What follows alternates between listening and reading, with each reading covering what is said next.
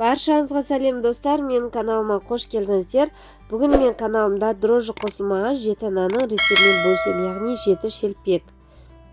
Алдымен видеоны көрместен бұрын тіркеліп, және лайк басуды ұмытпаңыз. Бізге алдымен 150 грамм жылы су, 150 грамм жылы сүт, және оның үстіне жарты шай қасық тұз, жарты шай қасық қант және бір шай қасық разрыхитель қажет. Осыны салып жақсылап араластырамыз.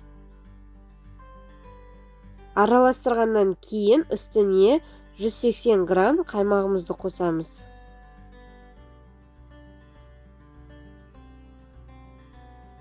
Барлығын жақсылап араластырып, осының үстіне 700 грамм ұнды саламыз.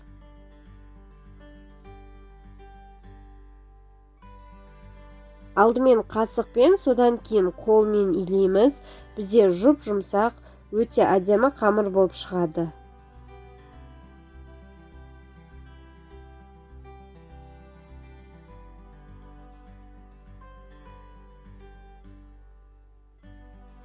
Осылай қолмен илеп, салафанға салып, жарты сағатқа қойып қоямыз. Бізде өте жұмсақ қамыр шығады.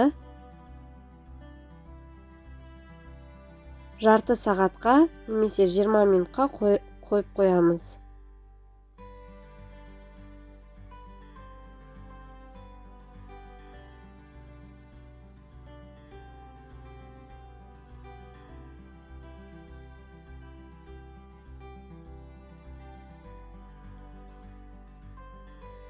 Жарты сағат өткеннен кейін қамырымызды алып, осы қамырдан 9-10 шелпек шығады. Бір жерлерде 7 шелпек, бір жерде 9 шелпек пісіріп атады.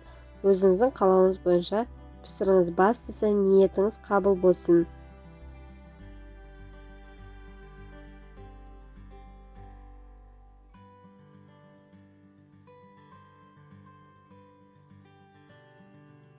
Жұқалау етіп жайып, шелпектерімізді қызып тұрған майға пісіріп аламыз.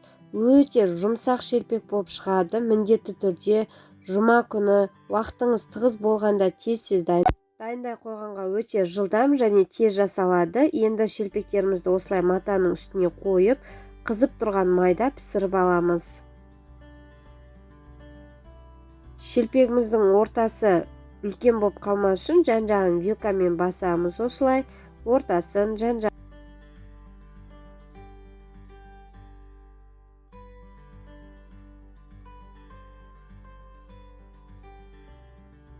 Міне бізде осындай шелпектер пісті, өте әдемі болып шығады. Және бастысы жұмсақ және майды өзіне сіңіріп алмайтын шелпектер. Және бір айта кететін лайфхак, егерде шелпегіңіздің ортасы әппақ болып піспей қалатын жағдайлар болса, айландырып осылай жан-жағын көтерсеңіз, шелпегіңіздің барлық жері сарғыштау болып өте әдемі болып шығатын болады. Міндетті түрде шелпек дайындап көріңіздер. Жұма күнгі оқытқан ниет құрандарыңыз қабыл болсын. Сіздермен болған Айжан Ерболатқызы.